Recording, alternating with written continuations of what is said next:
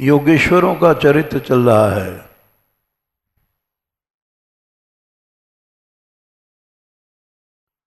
नव योगेश्वरों का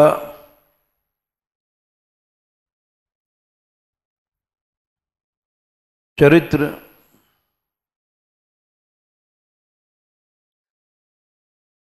कवि जी ने तो आत्यंतिक क्षेम उपासना को बताया,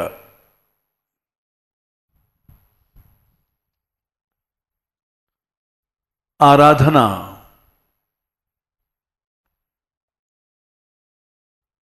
यद्यपि ऐसी परिस्थितियां आ जाती हैं,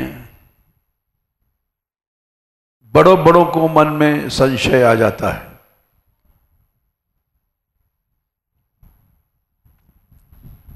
द्रौपदी ने जब पांडव जुए में हारने के बाद वन में चले गए तो द्रौपदी ने प्रश्न किया युधिष्ठिर से कि ये धार्मिक लोग कष्ट पाते हैं और अधर्मी लोग संसार का सुख भोगते हैं,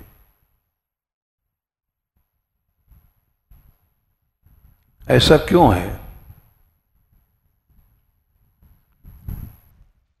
क्योंकि पांडव लोग जंगल में कहां तो राजकुमार राजा, जंगल में दुख ही दुख है।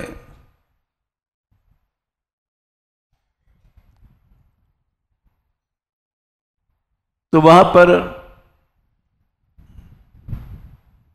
युधिष्ठिर जी ने उनको समझाया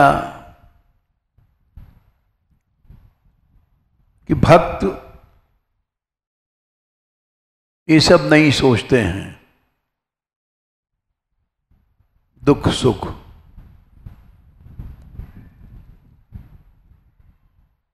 वो तो यही सोचते हैं कि हम अपने धर्म में स्थित रहें और इससे हटें नहीं, बस उनका यही लक्ष्य रहता है। भगवान ने गीता में भी कहा 6/22 में, यम लब्ध्वा चापरम लाभम मन्यते नाधिकम परम यस्मिन् स्थितो न दुःखेन गुरुणापि विचाल्यते।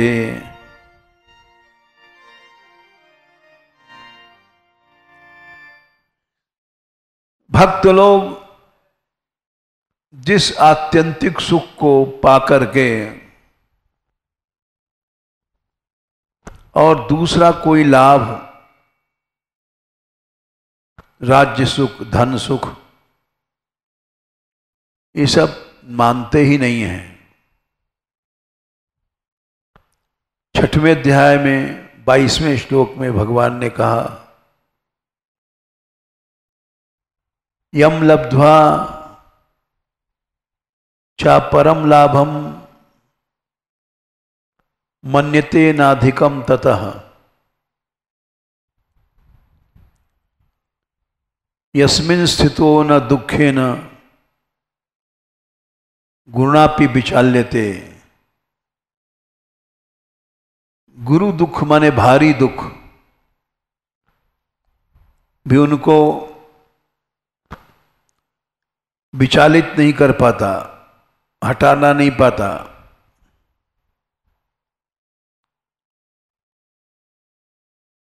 इसलिए भगवान ने कहा भक्त वही है यो न हृष्यति न द्वेष्टि न शोचति न कांक्षति शुभाशुभ परित्यागी भक्तिमान यह स मे प्रियः। भक्ति वाला मुझको प्यारा लगता है।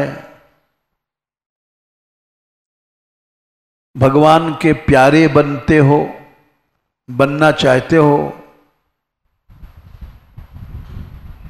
तो सुख में खुश मत हो और दुख में दुखी मत हो। यो न रिष्यति न द्वेष्टि न शोचति न कांक्षति। न शोक करता है न इच्छा करता है।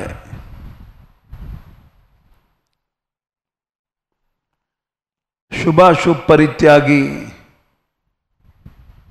भक्तिमान यह स मे प्रियः।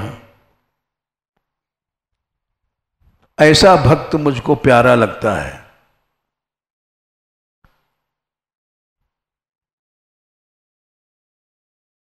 ये बात युधिष्ठिर ने द्रौपदी को समझाया कि द्रौपदी तुमको दिखाई पड़ रहा है कौरव बड़े सुखी हैं, हंसते हैं, खेलते हैं, मौज मारते हैं, लेकिन वो सुख सुख नहीं है। सुख तो भक्त को मिलता है कि अपने धर्म में स्थित है।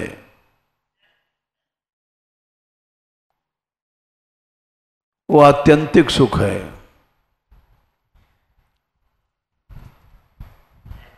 भागवत में एक श्लोक आता है, भगवान ने स्मरताम हृदि विन्यस्य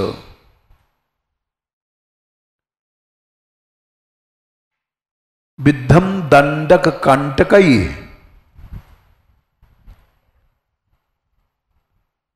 स्वपाद पल्लवम रामः अगाध ज्योति ही परम तथा। भगवान राम ने जंगल में जाकर के कष्ट सहे, दंडकारण्य में पांव में जूते नहीं, कांटों से उनके पांव छिल गए थे।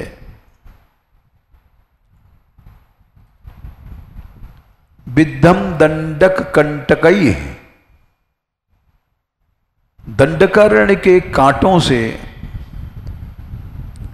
उनके चरण घायल हो गए थे।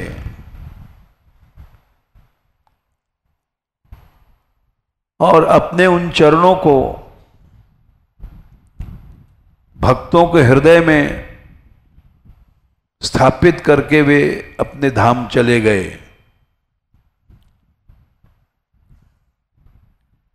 ये बताया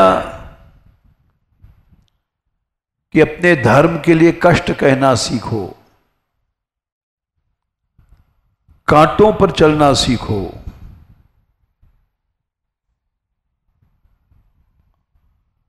ये उन्होंने शिक्षा दिया। विद्धम दंडक कंटकई, दंडकारण्य के कांटे उनके कोमल चरणों में, राधा श्री सीता जी के चरणों में चुभ गए थे। और उन चरणों को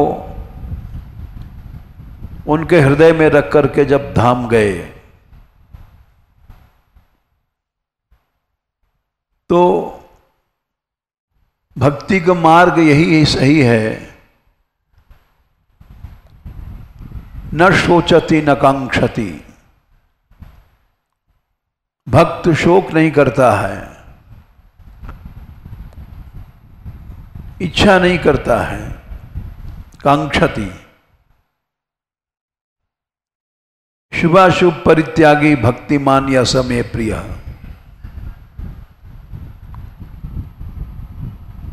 और कितना भी कलयुग है, खराब समय है, भगवान भक्तों की रक्षा अवश्य करते हैं।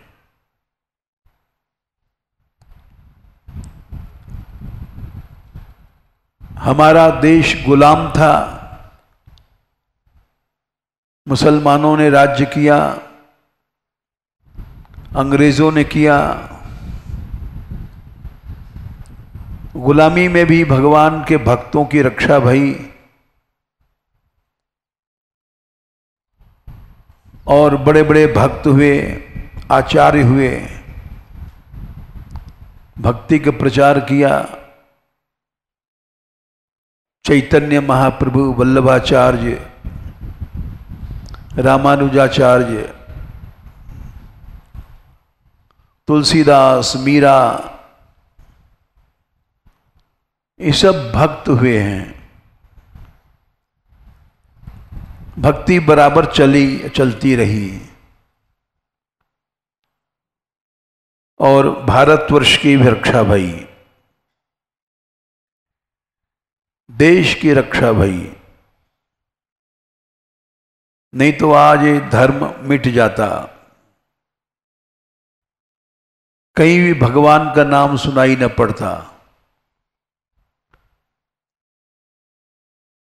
कलयुग अधर्म का युग है।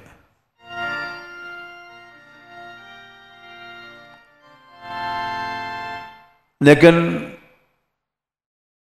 इस कलयुग में भी भगवान के भक्त जो सच्चे हैं, उनकी भगवान रक्षा करता है। भगवान के नकली जो भक्त हैं वही शंका करते हैं, हल्ला मचाते हैं। भगवान के वास्तविक भक्त अब भी सुखी हैं और सुखी रहेंगे। चाहूं जुग चाहूं श्रुत नाम प्रभाव,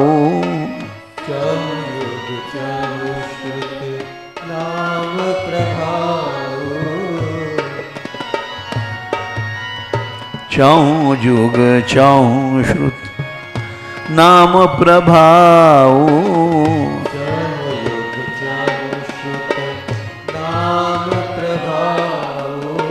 कलि विशेष नहीं आने पाऊं, कलि विशेष नहीं आने पाऊं, कलि विशेष नहीं आने पाऊं।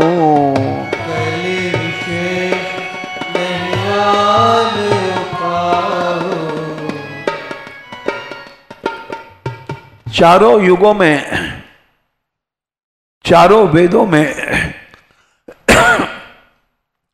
नाम का प्रभाव है। कलयुग में तो कोई दूसरा उपाय ही नहीं है। धैर्य रखना चाहिए। अयम ही युग धर्मो वर्तते कस्य दूषणम। युग धर्म है, पापी लोग सुखी दिखाई पड़ते हैं, इसमें किसी पे दोष नहीं देना चाहिए। दत्ते धैर्यम यो धीमान सधीरः पंडितोऽथवा। ऐसे समय में जो धैर्य धारण करता है वही धीर है और पंडित है। गोसाई जी ने भी लिखा,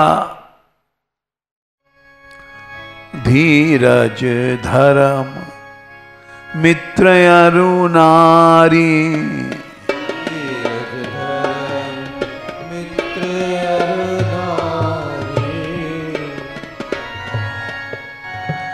आपत्काल परखिए चारी, आपत्काल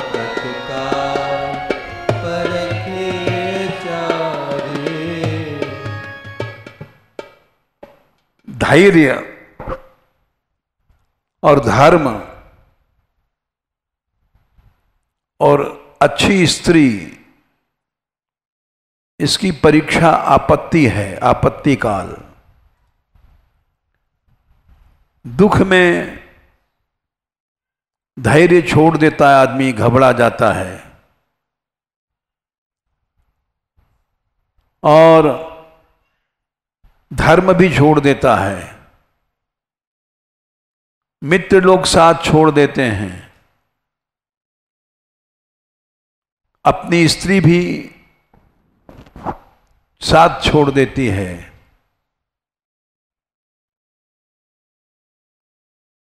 इस आपत्ति काल में ही इन चारों को परीक्षा होती है। जो शांत रहती है वही मित्र है, वही स्त्री है, और जो लड़ती है कि हमारा ऐसे आदमी के साथ ब्याह हुआ, कोई सुख नहीं है जहां, तो वो अच्छी स्त्री ऐसा नहीं कहती है, तो धैर्य रखती है और ऐसे वचन बोलती है कि जैसे दूसरे का भी मन धर्म में लगा रहे। हरिश्चंद्र की, राजा हरिश्चंद्र की स्त्री शैव्या थी।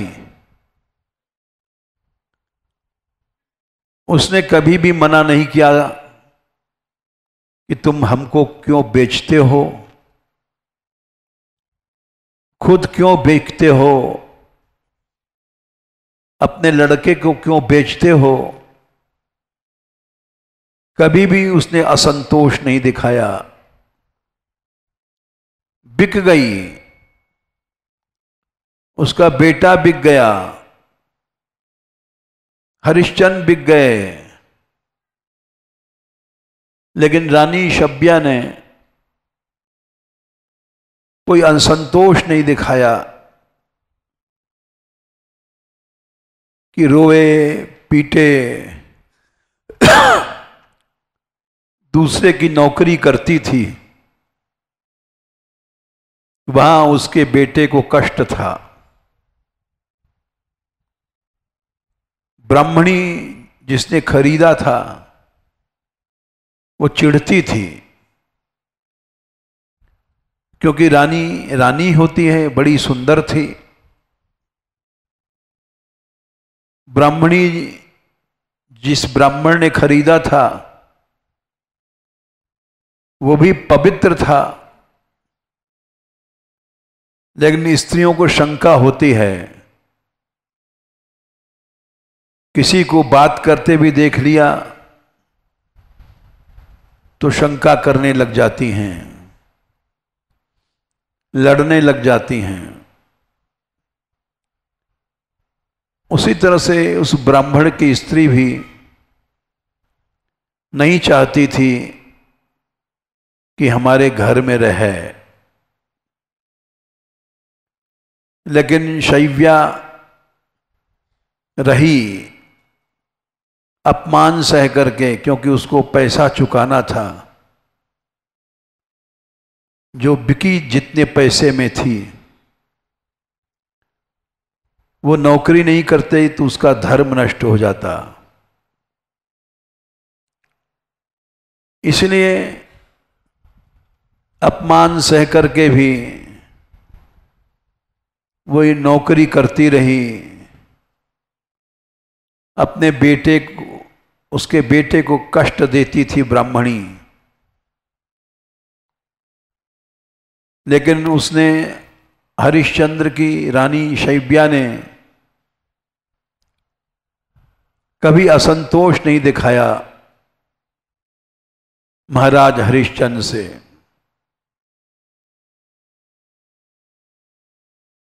और यहां तक कि विश्वामित्र ने परीक्षा लेते समय उसके लड़के को सर्प, काला सर्प बन के काट लिया, वो मर गया। जब मर गया तो श्मशान में फूंकने के लिए वो अपने बेटे की लाश को लेकर के जब चली तो वहां परीक्षा कड़ी आ गई। विश्वामित्र ने हल्ला मचा दिया कि इस श्मशान में एक डाकनी रहती है, वो बच्चों को खा जाती है।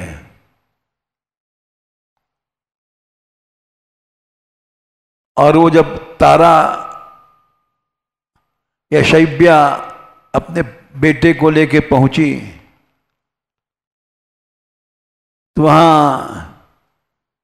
नागरिक लोग पहुंचे, ये डाकनी है, इसको मार डाल।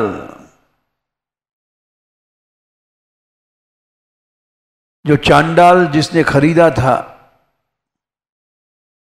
उसने खुद कहा, हरिश्चंद्र मेरी आज्ञा है कि तुम इसको सिर काट डालो। इसके पहले लाश फूंकने नहीं दिया, टैक्स लाओ, श्मशान का टैक्स। तो वो तब तारा रो गई कि तुम अपने लड़के से टैक्स लेते हो।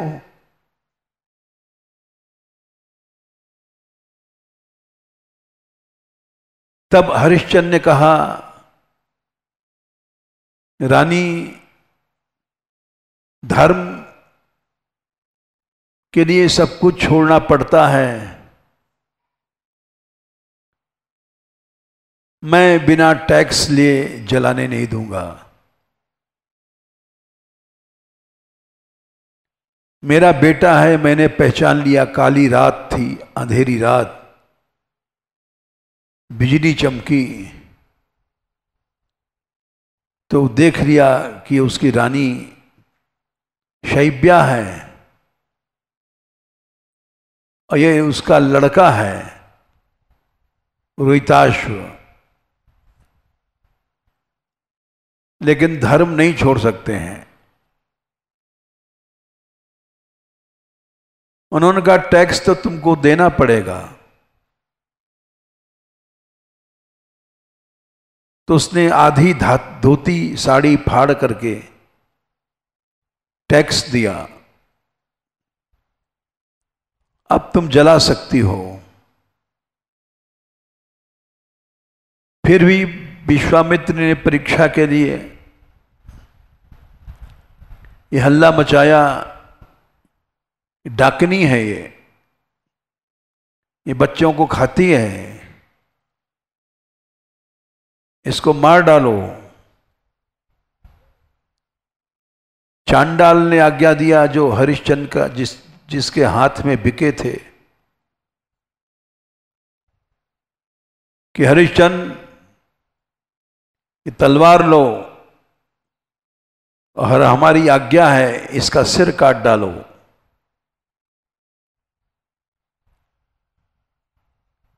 धर्म की बड़ी बड़ी कसौटियां आती हैं। इसीलिए कहा गया कि धीरज, धर्म, मित्र और नारी, आपत्ति काल परखिए चारी। आपत्ति काल में पता पड़ता है कि हमारे अंदर धर्म है, धैर्य है कि नहीं है।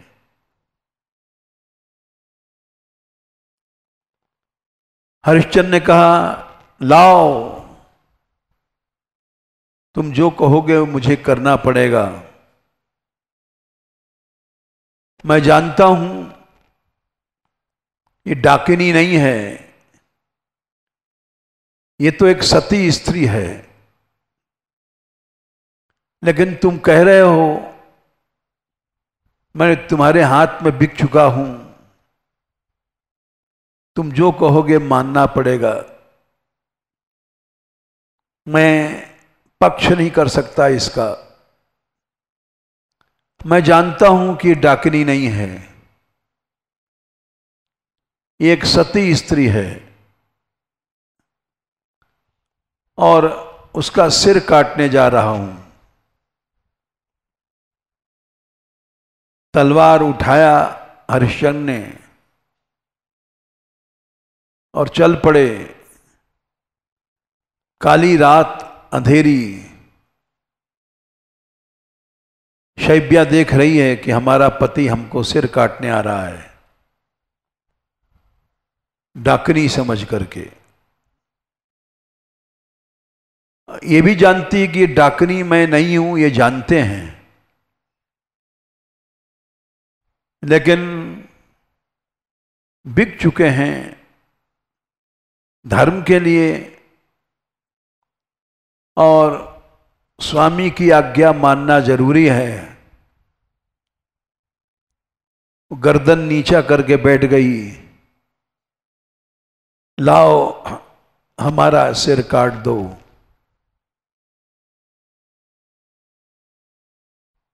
जैसे ही हरिश्चंद्र पहुंच के तलवार उठाकर काटने चलते हैं, तलवार उठाया और जोर से मारा। तलवार गर्दन के पास जैसे पहुंची, कटने वाली थी कि वैसे ब्रह्मा विष्णु शिव आदि देवता हाथ पकड़ लेते हैं, बस बस बस। महाराज हरिश्चंद्र की जय हो,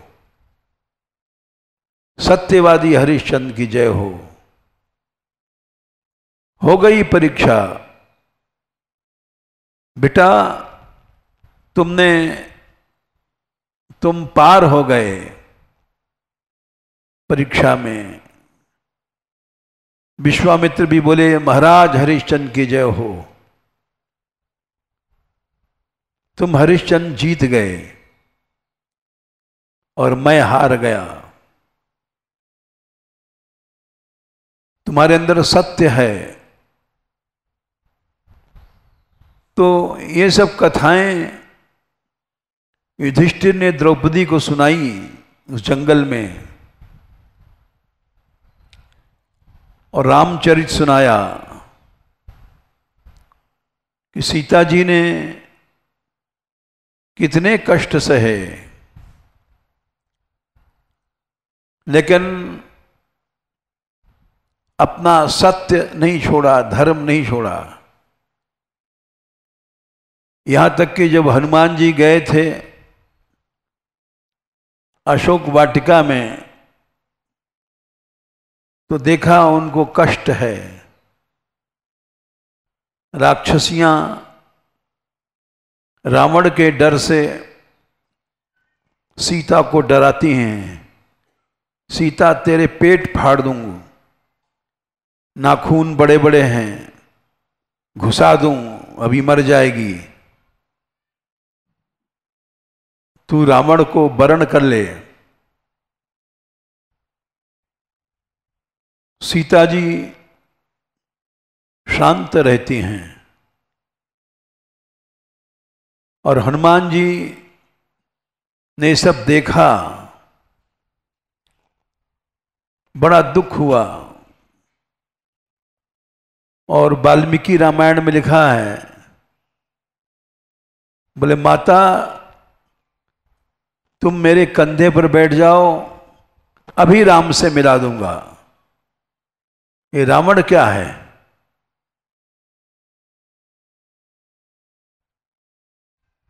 सीता जी बोली, नहीं हनुमान, मैं तुम्हारे कंधे पर नहीं बैठ सकती।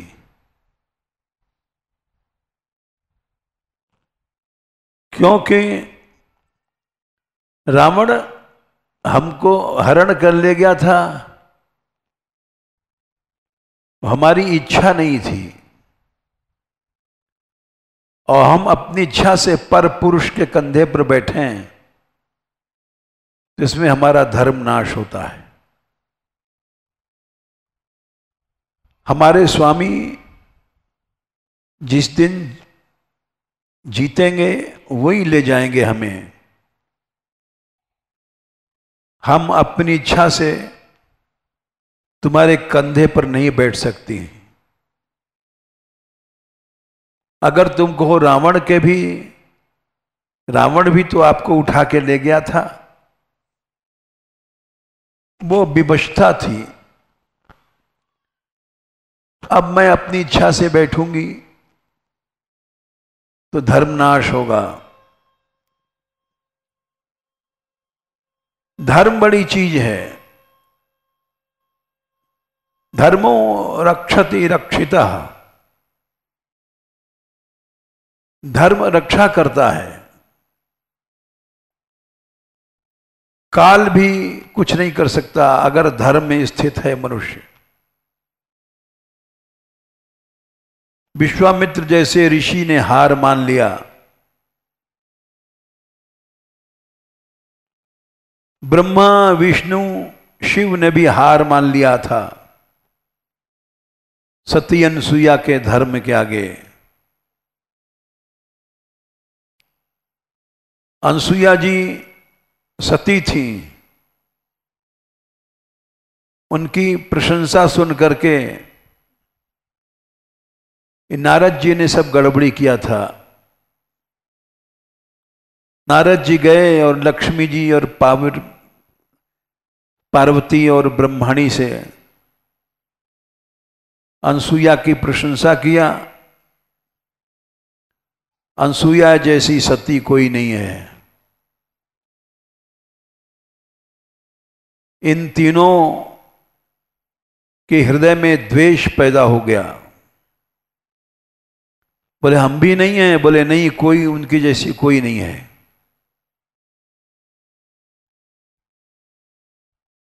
तो पार्वती ने महादेव से, लक्ष्मी ने नारायण से, सावित्री ने ब्रह्मा से हठ किया कि तुम अनसुईया का जाके धर्म नष्ट करो।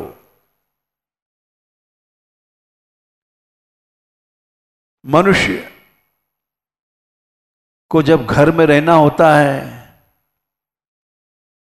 तो स्त्री से झगड़ा करके नहीं रह सकता, झुकना पड़ता है। अब ब्रह्मा विष्णु भी झुक गए, धर्म नष्ट करने के लिए चल पड़े,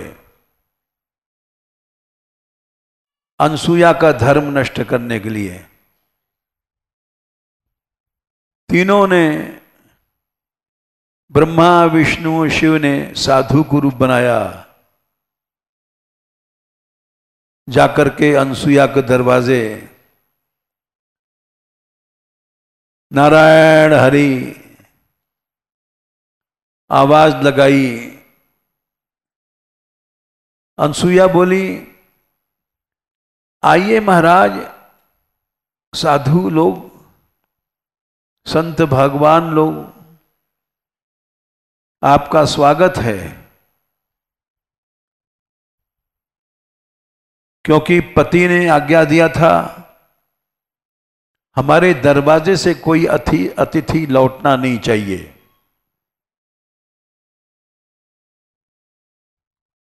पति की आज्ञा थी।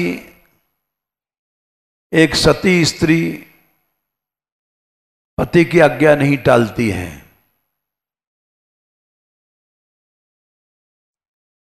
अनसुईया ने कहा कि आइए भोजन करिए। बोले एक शर्त है, हम भोजन तब करेंगे जब तुम कपड़े उतार करके नग्न होके परोसो। सती स्त्री अपने अंगों को दिखाती है, दृष्टि भोग हो गया, उसका सतीपन नष्ट हो जाता है।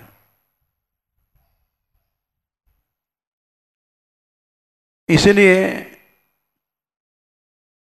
उनका धर्म नष्ट करने के लिए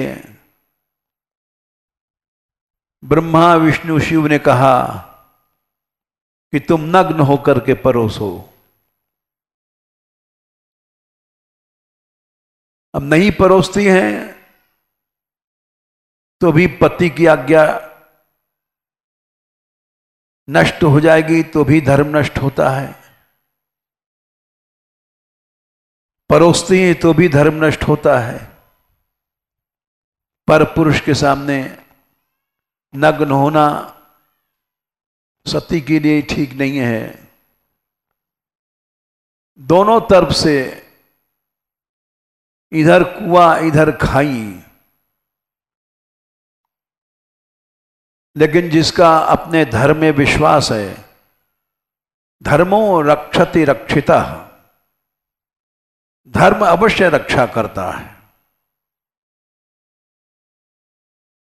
धर्म भगवान का रूप है। धर्म रक्षा करता है।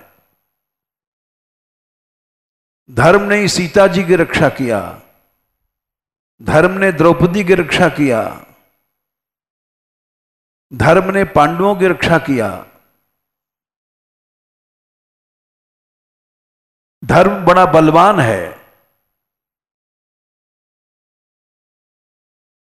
अनसुईया ने कहा कि हम आपको परोसेंगे।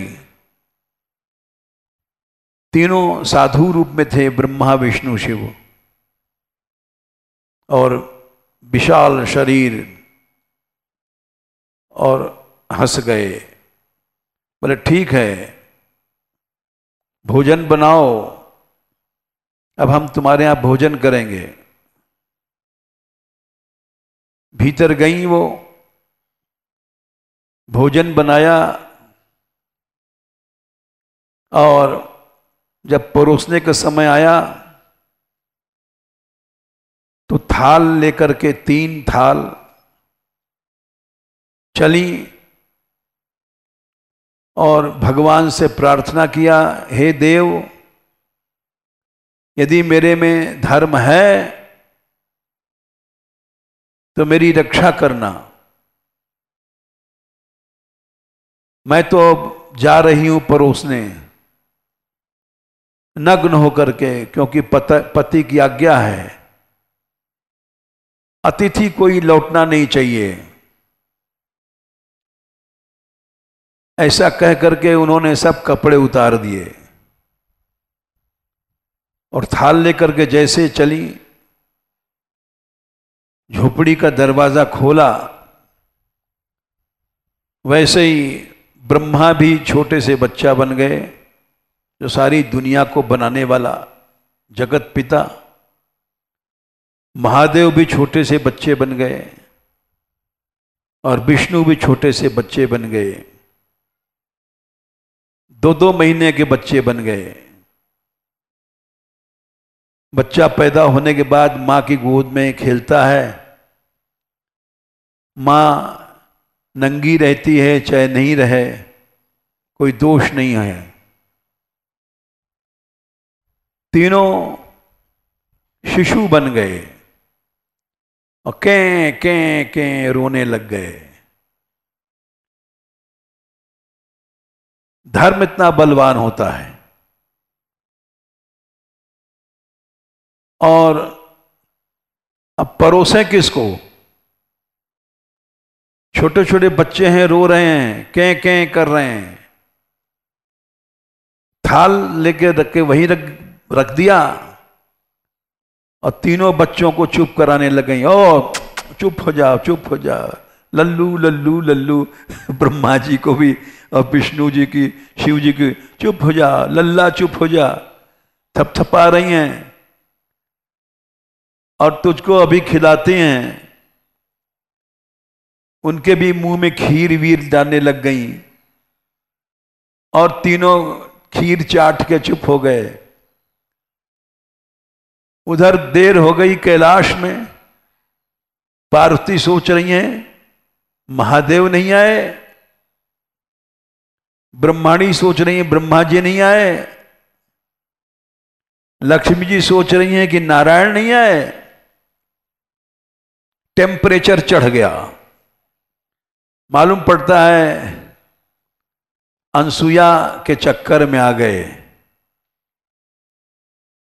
नारद पहुंच गए उसी समय। नारद ऐसे समय पर बड़ा सुंदर रोल प्ले करते हैं। बोले नारायण नारायण, कहो देवियों क्या मीटिंग हो रही है? अरे हमारे नारद, तू बता हमारे ब्रह्मा जी कहाँ हैं, नारायण कहाँ हैं, शिव कहाँ हैं? बोले देवियों वो तो अब नहीं आएंगे। बोले क्यों? अरे अब वो तो 2-2 महीने के बच्चा बन गए हैं, उनको अनसुया माता पालन कर रही, दूध पिला रही। जब बड़े होंगे बहुत दिन बाद तब फिर वो, अब तुम अपना आराम से भजन करो, जब 20 साल के हो जाएंगे जब आएंगे। बोले फिर ये कैसे होगा? बोले ये तो अनसुया के धर्म ने उनको बांध दिया है। अनसुया ही चाहे तो उनको वापस कर सकती है। अब नारायण में शक्ति नहीं है, ब्रह्मा में शक्ति नहीं, शिव में शक्ति नहीं है। सत्य ऐसी वस्तु होती है। तीनों देवियां आईं और चित्रकूट में अनसुया जी का आश्रम है। आज भी वहां आश्रम अनसुया के नाम पे चलता है, अत्रि के नाम पे नहीं है। कहीं भी जाओ हमें अनसुया जी जाना है, अत्रि का नाम कोई नहीं लेता है। आज भी केवल अनसुया का नाम लिया जाता है। हम तो वहां रहे इसलिए हमको मालूम है। तीनों देवियां गईं और अनसुया जी ने देखा, नारद पीछे पहुंच गए। अब अरे बोले अनसुया जी तुम्हारी बहुएं आ गई हैं, ये पुत्र वधू हैं। बोले पुत्र वधू? हाँ, बेटा तो 2 महीने के हैं, बहू पूरी 5 हाथ लंबी है। बोले पुत्र वधू हैं तुम्हारी ये, तुम चाहो तो इन पे दया करो। अनसुया जी ने देखा, ओहो माता लक्ष्मी। नारद ने कहा माता पार्वती, माता ब्रह्माणी। तीनों ने क्षमा मांगा। देवी अनसुया तुम्हारा धर्म सत्य है और ये हमारी प्रेरणा से ये सब आए थे, ब्रह्मा विष्णु शिव तुम्हारे धर्म की परीक्षा लेने, और तुम्हारे धर्म ने इनको छोटा सा बच्चा बना दिया और हम हार मान गई। तुम चाहो तो हमारे पतियों को लौटाल दो। अनसुया जी बोली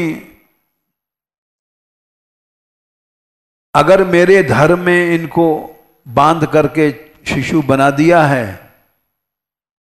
तो मैं भगवान से प्रार्थना करती हूं इनको अपने रूप में बना दे, फिर से ब्रह्मा विष्णु शिव बन जाएं और हमारी जो तीनों पुत्र वधू हैं इनका जोड़ा मिल जाए। पति तो 2 महीने का है, के रो रहा है, और पति इतने बड़े बड़े हैं, ये बात तो ठीक नहीं है। तो जब उन्होंने कहा तो ब्रह्मा विष्णु शिव फिर से ब्रह्मा बन गए, विष्णु बन गए, शिव बन गए। धर्म इसको कहते हैं, धर्मो रक्षति रक्षितः। धर्म में बड़ी शक्ति है।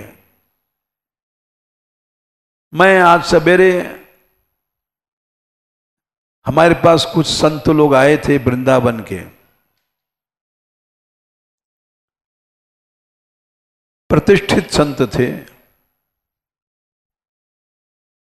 बात चल गई कि भारतवर्ष तो संकट में है, चीन ने ब्रह्मपुत्र पर एक बांध बना दिया है और भारत कुछ नहीं कर पाया। चीन ने गंगोत्री जाओ तो रास्ते में तुमको पासपोर्ट लेना पड़ेगा, चीन के अधिकार में है। कैलाश मानसरोवर जाओगे तो चीन की आज्ञा लेनी पड़ेगी। चीन ने सब जीत लिया,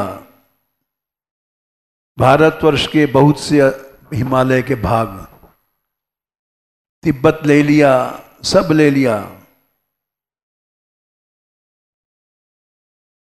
वो बोले अब क्या होगा महाराज, ब्रह्मपुत्र ले लिया उसने, बांध बना दिया, पानी रोक देगा कुछ दिन बाद, तो हम क्या कर सकते हैं जब हम बांध बनाने को नहीं रोक पाए। ये कैसा प्रश्न था। बड़े बड़े महात्मा थे, उन्होंने प्रश्न किया तो हमको कहना पड़ा कि भारतवर्ष में धर्म है, भारतवर्ष में फूट है, हम लोगों में कमी है, अपने कर्म का फल हम भोग रहे हैं। आज हिंदू सबसे कमजोर क्यों है? क्योंकि एकता नहीं है, संगठन नहीं है, फूट है। हम अपने देश में कमजोर हैं। कोई झगड़ा होता है, गवर्नमेंट ईसाई मुसलमानों को पक्ष करती है, हिंदुओं को नहीं। लेकिन इससे बुरी हालत थी औरंगजेब जब राजा था। औरंगजेब तो कत्ल करवा देता था। किसी ने हिंदू धर्म की बात कहा, सिर कटवा दो। उस समय भी हिंदू धर्म था और उसकी रक्षा हुई। जो लोग भगवान के भजन करने वाले थे वो सुरक्षित रहे, मारे वही गए जिनकी निष्ठा नहीं थी। भारतवर्ष में आज भी भारत संकट में है, कमजोर है ऐसा लगता है, लेकिन एक शक्ति भारत के पास बहुत बड़ी है। आज भी यहां भगवान का नाम होता है। भागवत में लिखा है कि श्लोक, तस्मात् संकीर्तनम विष्णोः जगन मंगलं मंहसाम। ये धर्मराज ने कहा है अपने दूतों से, हे दूतों, भगवान का कीर्तन जगन मंगलम, संसार के पापों को जलाता है, संसार का कल्याण करता है, सारे संसार का। तो भारत पर चाहे कितना भी संकट है, यहां कीर्तन होता है, भगवान का नाम होता है। जो लोग भगवान नाम कीर्तन करते हैं, भागवत में लिखा है तस्मात् संकीर्तनम विष्णु जगन मंगलम, वो सारे संसार का कल्याण करते हैं, भारत का ही नहीं सारे संसार का। इसलिए भारत की रक्षा होगी, हमारे पास यही उत्तर है, और पहले भी रक्षा होती आई है।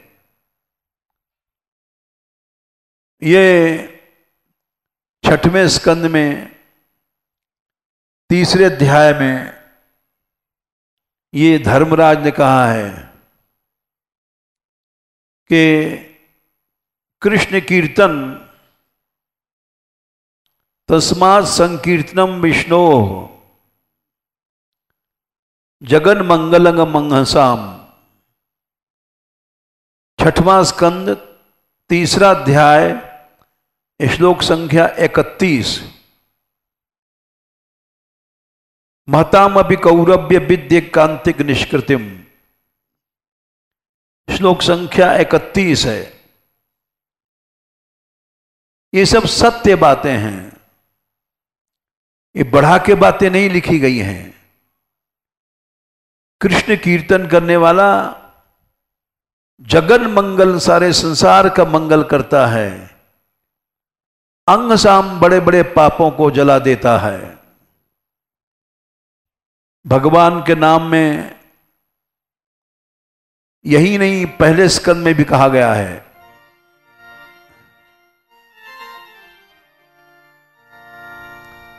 आपन्ना संसृतिम घोराम। पहला स्कंद पहला अध्याय। घोर संस्कृति, संसार का कष्ट दुख आ जाए। आपन्ना संस्कृतिम घोराम यन्नाम विवशो गृणन। विवश होकर को कोई भगवान का नाम लेता है, ततः सद्यो विमुच्येत यद बिभेति स्वयं भयम। भारतवर्ष पर कितने संकट आए, सैकड़ों साल से गुलाम रहा, अंग्रेजों का, मुसलमानों का, सबका गुलाम रहा, लेकिन नष्ट नहीं हुआ। इसलिए आपन्ना संस्कृतिम घोराम, घोर संकट का समय आ जाए फिर भी यन्नाम, भगवान का नाम लेते रहो, छूट जाओगे। क्योंकि भय काल भी डरता है भगवान से। जब चारों तरफ अंधियारा हो, जब चारों तरफ अंधियारा हो, जब चारों तरफ अंधियारा हो,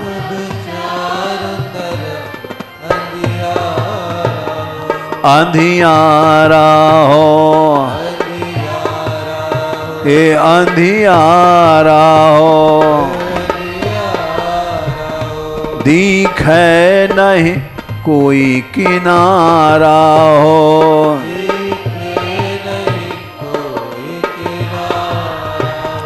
दिखे नहीं कोई किनारा हो।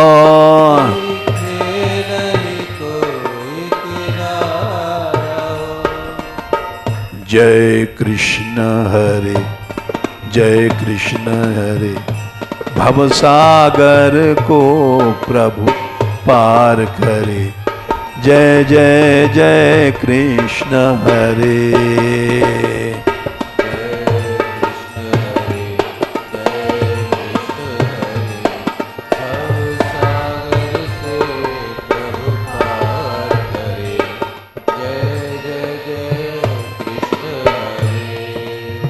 ये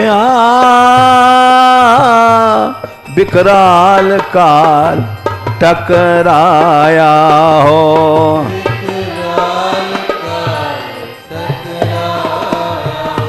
विकराल काल टकराया हो,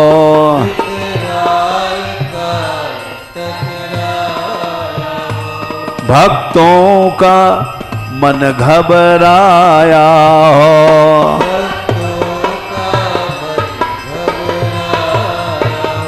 घबराया हो, घबराया हो।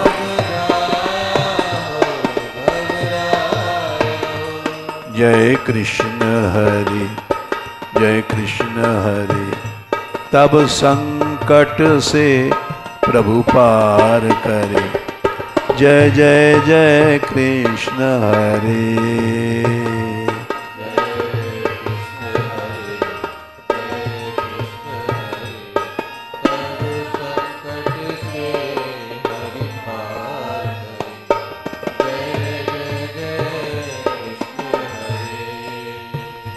जय कृष्ण हरि, जय कृष्ण हरि, जय दुखियों के दुख दूर करे।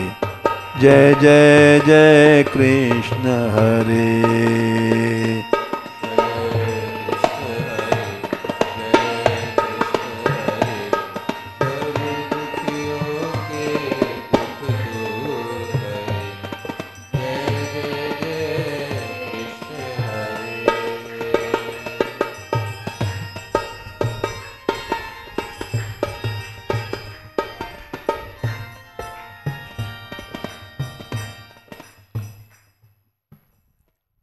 इसलिए कवि जी ने कहा, भगवान की शरण ही आत्यंतिक क्षेम है। नौ योगेश्वरों में ये पहला जो प्रश्न है, आत्यंतिक क्षेम कल्याण कैसे होवे, तो 11वें स्कंद में दूसरे अध्याय में 33वां श्लोक है। आत्यंतिक क्षेम, उससे आगे कोई दूसरा रास्ता नहीं है। मन्ये अकुतश्चिद भयमच्युतस्य पादाम्बुजोपासनमत्र नित्यम्।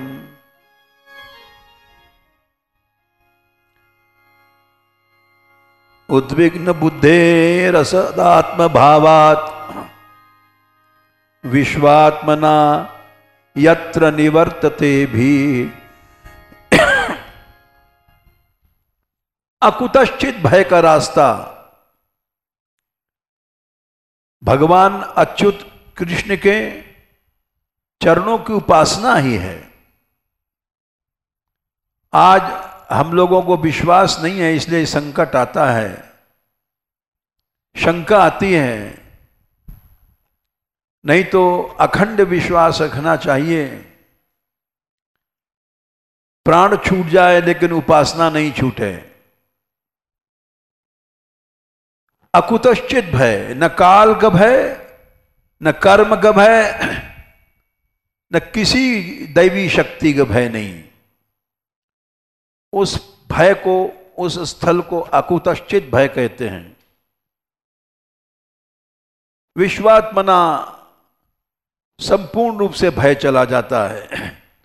ये नवयोगेश्वरों ने उपदेश दिया और ये उपदेश सदा सदा अमर है और अमर रहेगा। राधे